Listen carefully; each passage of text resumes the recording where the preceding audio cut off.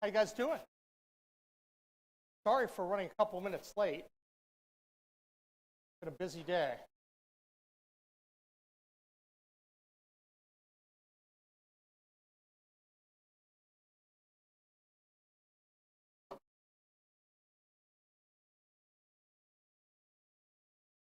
All right. Good afternoon, everyone. It's wonderful to be back with you. I got in. I had a day up in Washington, D.C. yesterday. Had a chance to see President Trump. It was a terrific event. If you could have been there, you would have seen the reactions of these incredible young female athletes who are just excited that they're going to have sanity restored to their lives.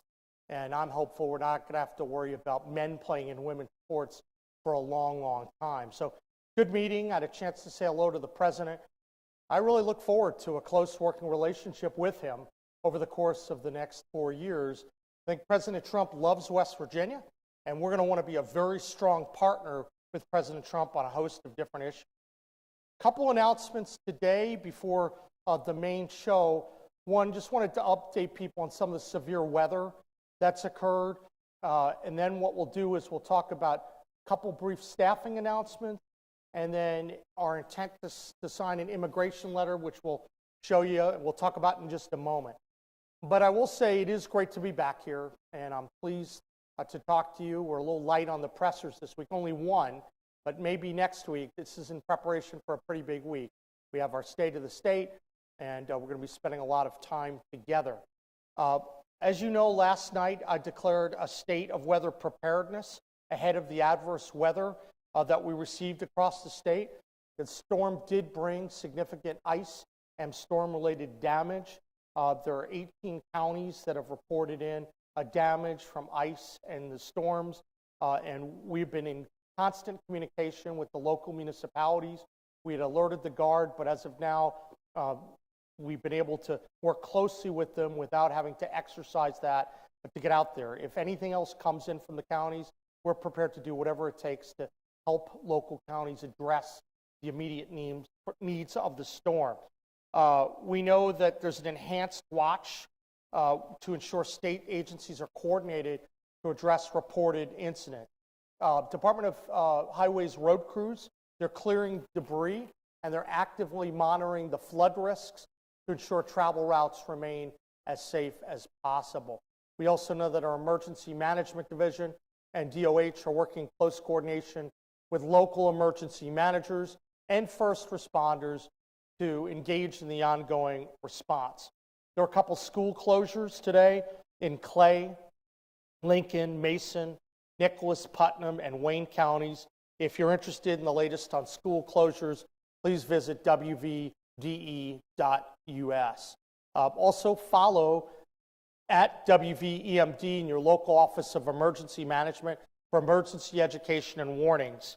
That this is being shared to ensure all citizens know how to stay safe. A couple other announcements, staffing announcements, which I think are terrific. One, I want to announce that we are going to be naming Jamian Wolford as our Chief Financial Officer. Jamian most recently served as the Director of Administration at the West Virginia United Methodist Conference. He worked for me as a CFO. He is outstanding. He'll be helping out a lot, not only in the governor's office, but also to help us develop a lot of the efficiencies that we're going to need to achieve across the various departments and agencies.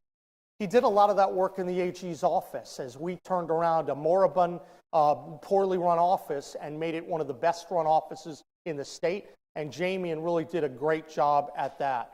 So I'm really excited to announce he'll be coming sometime in March. We have Alex Lanfranconi, who joined us this week. He'll serve as my communications director. He's actually most recently coming from the Office of the Governor, Ron DeSantis of Florida, where he previously served as the Deputy Communications Director. He was also communications director for the Florida Department of Education. I think you'll find that Alex is going to be terrific for you guys to work with. We're thrilled about it, and I want everyone to welcome Alex to the team. Now, today I come before you to focus a little bit more about immigration. We talked about it last week. and I want to amplify it today. President Trump is back in the White House, and it's no secret that one of the major reasons why he was put there was to deal with the illegal immigration crisis. He was elected with a mandate to stop illegal immigration. And for all those who keep saying that illegal immigration doesn't touch on West Virginia, you're dead wrong. And I'm going to keep focusing on this because of the impact of what we've seen with fentanyl flooding into our state. This is a really big issue for West Virginia. That's why we're working on it. For 4 years, the Biden administration, well, they refused to take action on illegal immigration issues, and that made our country less safe. We now have more work to do. And while much of the work has to be done on the federal level, President Trump has asked for individual states to partner with his administration and carry out his agenda. That's why, as governor, I want West Virginia to be able to act quickly and be ready to protect our residents from criminal aliens. The federal government just can't do it alone, and West Virginia stands ready to help in any way we can. That's why last week I signed an executive order to implement President Trump's executive orders on immigration. Our executive order directed West Virginia law enforcement to cooperate as the best they can with President Trump's implementation of his immigration agenda, and to the extent feasible to help perform some of the duties of immigration officers that are necessary to help ensure that we're addressing all the problems that the president and we have talked about. I also sent a letter to local law enforcement asking them to do whatever it takes to be a helpful resource to the feds. But this actually brings me to why we're here today. Part of my executive order was to prepare state law enforcement to act as immigration officers once given the authority to do so. Unfortunately, the Biden administration had little incentive, it seems, to assist states with any sort of illegal immigration enforcement. I think it's safe to say there's a new sheriff in town nationally and certainly here in West Virginia. And one question that always comes to me is that if we have all these illegal immigrants and they've been arrested and sitting in prison, why can't we just deport them? Well, it's a good question and one that requires an understanding of how ICE handles these deportations from state and local prisons. Typically, an ICE agent must be present at the corrections facility to initiate an inmate transfer to the federal government. That then allows the criminal alien to ultimately be deported. In many cases, the Biden administration, their ICE agents would simply not be available or not be assigned to a state prison, thereby handcuffing the state's ability to remove a criminal alien from their custody and ultimately from the country. In West Virginia, and looking at what the federal governments do, we're trying to go in a different direction. We want to use a more efficient program, and that's called the 287G program. 287G is an ICE program that delegates to, among other entities, state correctional officers the authority to perform specified immigration enforcement functions. This is going to allow a state correctional officer, if needed, to transport criminal aliens into federal custody without the direct supervision of an ICE agent. Now, this does a few things. One, it frees up the ICE agents to conduct the important work of keeping our country safe and help keeping West Virginia safe. It also speeds up the deportation process. West Virginia has never applied for this program until now. So today I'm announcing that West Virginia is signing our official letter of intent to participate in the 287G program. We're already in contact with the Trump administration on that. I spoke with ICE again today, and I expect that they're going to approve our application expeditiously. In addition, we're asking to participate in the Warrant Service Officer Program, which allows correctional officers to transfer inmates with immigration detainers into ICE custody. There are a lot of things we're going to be doing, but I can say that the next 4 years are going to be critical to taking our country back, and West Virginia is going to work on this because these are issues that affect our state. Don't let people fool you and pretend that they're not. And I will call people out if they keep misleading the public about that. I'm grateful to be here today. I'm going to go ahead and sign that, and then I'm going to come back and take a couple questions, okay?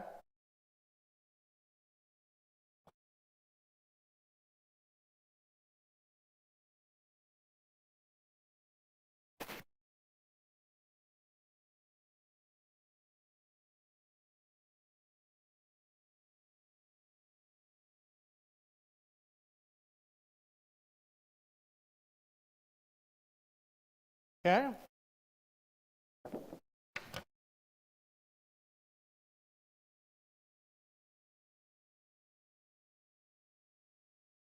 All right. Guys, any questions from you? Hey. People that have been captured by ICE or deported are not violent criminals. What's your response to that? Well, as I mentioned at the beginning, some are violent criminals, and that should be a deep concern for everyone. But I think that we have to be in the business of law enforcement. If there's a law in the books, we're going to enforce it. And as I talked about in the previous meetings, there's a collection of different people. Right now, I think the number we talked about was 152 and 72. I think it's about 64 right now. You're going to have a different a collection of different types of people. But if laws are on the books, they're going to get enforced right here in West Virginia. Steve Adams, from the newspapers here. There does seem to be some confusion because I've seen others report it differently. Are the people that are in our correctional facilities, are these people that were immigrants, legal immigrants who were already there, or were they individuals that ICE has rounded up? Because I've seen I think it's a combination of both. There are people, I mentioned, for instance, the murderer that was in the prison. He was in there for a long time. He was already in the state corrections. We have other people, sexual assault, attempted murder. There are a number of different crimes, and they're sitting in prison. And then there were people that were rounded up as well. So it's a combination of both. Go ahead. If any West Virginians, were born in this country to illegal immigrants, should they be worried? I think right now we're focusing on unlawful issues. So are you referencing the birthright citizenship? Yes, sir. I think that's going to be subject to a completely different process. There's a discussion and a debate occurring. And as that gets resolved on the federal level, then we'll come in and deal with it as is. But right now, people that are deemed unlawful, they should be concerned. We're not here to harbor people who are unlawful. At the same time, I would say that my biggest concern is protecting the well-being and the safety of the citizens of West Virginia, and that's going to get my full attention. And I think, Curtis. Governor, a couple questions on the weather and things of that nature. Can you clarify, you said 18 counties with storm damage. You seem to be talking about ice. Was that just ice damage, or is that also the flooding, of course, which we're seeing? Ice and flooding, yes. So 18 counties overall with storm damage. There's some storm damage. We're working to get the reports in on that. But that's the report we have now, Chris. And you talked a lot about the ice. Can you give me some type of assessment of what kind of flood damage you're seeing? The reason I'm asking is because here in this part of the state, that's what we faced all night long. Yeah, so we're getting the reports in on that, but I mentioned to you that we were able to reach out and provide help, and the Guard is available. We had the Guard available on standby to be able to assist, and as of now, they haven't been required to go up, but they've been in close coordination with local government entities on it. So as we get reports back, I will report it to you. The one thing I've tried to do with everyone here is, as we get information, we try to share it with you. I think that's the appropriate course. So as we get more, Curtis will provide that to you. And last thing on the weather, just because of here, my meteorologist, we were talking to them this morning, they're indicating that there still could be some significant stuff moving in. Yeah. It's a few days out. What kind of preparations are made to handle if it be a heavy snow or even more rain? Because quite frankly, any more rain is going to be a problem at this point. Well, look, this is why I actually had the National Guard on standby yesterday, and we indicated there's a state of preparedness in West Virginia beginning February 5th, going to February 7th. So we're ready, and we're looking forward to working with anyone that needs help along the way. I think that was the preparation we did in advance, and we are on standby to work as circumstances demanded. Hey, Amelia. Hi, good to see you. Back to immigration, of the people you've detained so far, have you been able to make any clear connections to fentanyl crimes with people who are in our jails right now? I know that there are problems with fentanyl in the jails. I can tell you from many years ago, when I used to tour the jails, they're a huge issue. Can I say specifically that 13 people or 10 people, I don't have that data in front of me, but I know that when it comes to illegal immigration, it's not remotely disputable that we feel the impact of some of the illegal immigration process through the fentanyl that floods into our state. If you were to call and ask most of the local sheriffs, and when I was AG, I used to do this, I'd ask, what's the nature of the drug problem you're seeing? And depending upon what county you lived in, you might answer a little bit differently, right? Because you had the heroin highway on I-70, you had different issues flowing in from Route 19 and different parts of the West Virginia Turnpike. So, but I think most people would say that illegal fentanyl was a huge issue. As I mentioned, it represents about 80% of the deaths. So it's absolutely connected. I don't think that's disputable. As we get more information, we're happy to share that to you. Any questions, Leah? Any? Thank you. I know that there are a number of economic development organizations that were receiving money that was part of the infrastructure law or one of the Biden-era spending packages. Sure. And they've been told by federal agencies that some of that grant money is under review. They don't know if they'll be receiving it. Do you have any clarity about, what is happening with that funding for those projects and how those determinations are being made? No, we know that there were a couple announcements. As I mentioned, there were a couple things that we wanted to look at, and then a court decision came on some of the issues that got frozen, right? So it's right sometimes to be patient before you speak on things because it seems to be evolving very quickly in DC. So we haven't got a specific update on that, but as we get that, we report that to people.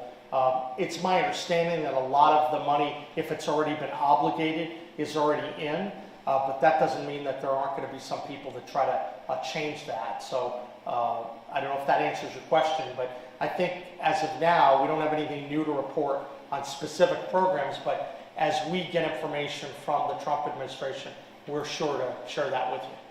In regards to the transgender executive order signed yesterday, I know you had signed a letter in your first week detailing cooperation with the legislature. I know the legislature last year made an attempt at the women's bill of rights. I know, I assume that you're wanting them to probably do something similar to that again. How does that executive order affect what you're wishing the legislature to do going forward specifically on this issue? Yeah, it's a great question, Stephen. So first of all, there are two things. We had our executive order just indicating our intent. I think we had an indication that we wanted to work with the legislature to better define men and women, that we thought there was room for that. So that would apply to various issues on the state level. But yesterday's federal declaration, we think the biggest import of that was with the schools. So when there are federal funds that are going to the schools, that there can't be that clamp or the efforts to force those schools to integrate, to have men playing sports with women. That's what the Biden administration tried to do. So I view what President Trump did yesterday as a reversal of Biden administration policy that obviously makes our job easier here in West Virginia because we've been pushing back on that. But I anticipate that the kind of law that will get signed will have the clearer definitions of men and women, but it also not only deals with sports, it deals with locker rooms and safe places, changing rooms, things along those lines. So that we're looking forward to working with the legislature on that. But I think yesterday's announcement from President Trump was very significant because obviously that ties in all the federal money that he has at his disposal. When it comes to the appointing of Ann Charnock, what led you to make that decision, and why do you think she's the best person to represent District 7? Look, I think that I get a list of candidates, and Ann, I think, is very well qualified, very positive. But sometimes in this job, you get handed a number of different names, and I don't choose the names that come our way, but I think Ann has a good reputation as a judge, and she's done terrific work. I've been very active for a long time, and I'm really very hopeful she'll serve the constituents very well. Any other? Hey, Amelia. I seem to ask one more question. See, third question. I don't know. Get my name correct. It's new. It's great. But I'm sorry. What? Amelia. Yes. What we used to be called. Well, pick any name that starts with A. Okay. Well, we're gonna try to. You did great. We try to treat people with respect here. You know. That's fine. I wanted to circle back to appointments. Any progress on the head of Department of Facilities, of Health Facilities, and any progress on the potential sale of state hospitals? As that's something lawmakers have talked about a lot this last year, and they'll be back. Excellent. So I've indicated that we're done with our picks on the department. So you may not have been at that announcement, but that means that the people that we have in place now would be the designates. Other than we're obviously going to be doing consolidations, and I've already announced 3 sets of consolidations. You may recall tourism and culture, and the National Guard, the Adjutant General, and Homeland, and Commerce, and Economic Development. Now, the health one's also in that same kind of category, because the goal behind setting that up was obviously that job was going to play itself out of existence. So we're in the process of determining, well, what was all the work that was done for the preparation for the sale of the hospitals, and is that still in a position, or what kind of changes have to be made? So we're looking through that. We're meeting with Caruso, the facilities director, and so in those cases, sometimes when you have positions that may by definition run out of the work that they were intended to do, there's no reason to make an immediate action on that. But you know, some of these issues we're going to bring different people in with expertise. When I have more to report on the sale of the hospitals, I'll let you know. It's my understanding that they were trying to get a lot of that done before the last administration left, but they weren't able to do it. Obviously, when I got here, I started to focus on the top priorities of the day, not only to announce our initiatives, but to deal with the mess that we inherited, the budget deficit mess that we inherited. So that's what we've been pouring a lot of time into, and so we're going to certainly get to that at the appropriate point. It's a very important issue, and I want to make sure we get it right, and I have the time to look over that very carefully before making any decisions or committing the state to that pathway. Any other questions? Good. Guys, thank you very much for coming, and look forward to next week. We're going to, you got to give me the over-under on the speech time, all right? What do you think? Keep it to an hour. Keep it to an hour? We'll see. All right. Guys, thank you very much. Thanks, Doug.